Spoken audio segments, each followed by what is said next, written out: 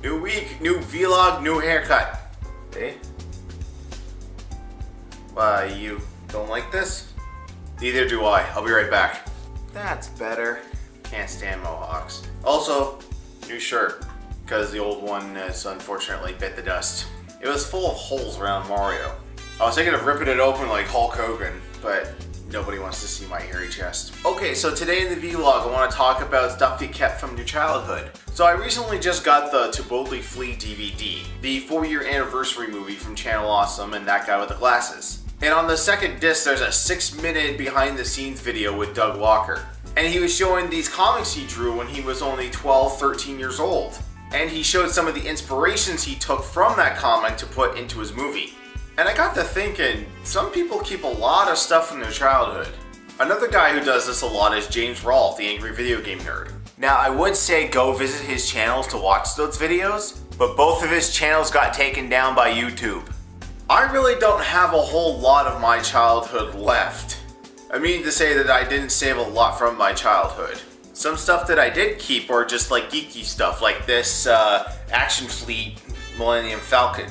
I would shoot the missile at the camera, but I don't know where it is right now. I don't have everything left because I've sold them off in yard sales, which at the time is great because you need the money, but then reflecting on it years later, you're like, oh, why didn't I keep that?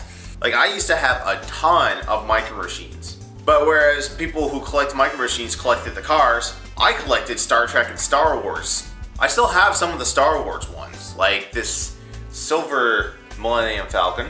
But the number one thing that I have kept from my childhood and I will never ever part with is this guy. Now, regular viewers of the Achievement Horror will recognize this guy. I had him in my Gears of War 2 video and my WWE 12 video. Now, this was a gift from my late grandmother. At first, I thought that she actually handmade this. As a kid, you think grandmothers just made everything for you. And up until this vlog, I had no knowledge about this doll's true origins. This doll is actually well over 30 years old. Way older than I am.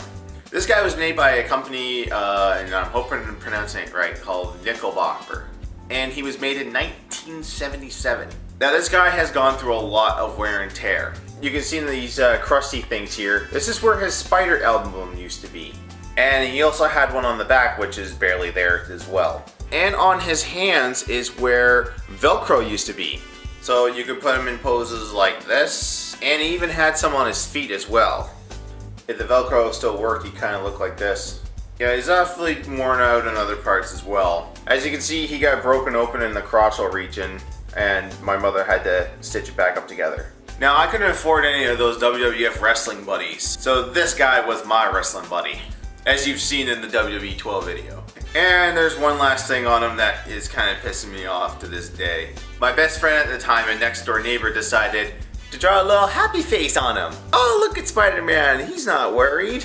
Although now with the invention of Mr. Clean Magic Eraser, I'm gonna try and fix him up a little bit. So this is the number one thing that I've kept from my childhood that I never intend to sell. Hell, this is gonna be something I'm actually gonna pass down to my kids. And I got one more last thing to talk about, so Spidey, you gotta go. Go, swing off. The last thing I've actually held on from my childhood and I will never get rid of is my old brick Game Boy. Now, this thing does not work anymore. There's a lot of corrosion in the back for the battery. I don't know if the AC adapter still works. Haven't given it a try.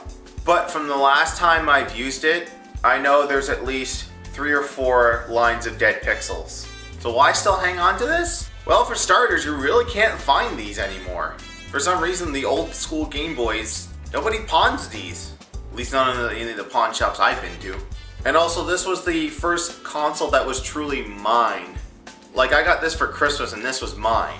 The NES, SNES, the Nintendo 64. Well, scratch the Nintendo 64. I actually bought that with my own goddamn money. But the earlier consoles were the family consoles. Everyone bought games for them and everyone played them. But this was mine. This was mine, and if you were lucky enough, I would let you play it. Let's put it back here. You can't see it because my fat ass is blocking it. So what are the things that you've held on to since you were a child? Post it in the comments below. So until next week, I'm Johnny Chase, and I'm gonna go spend some free money I got from the government. Bye.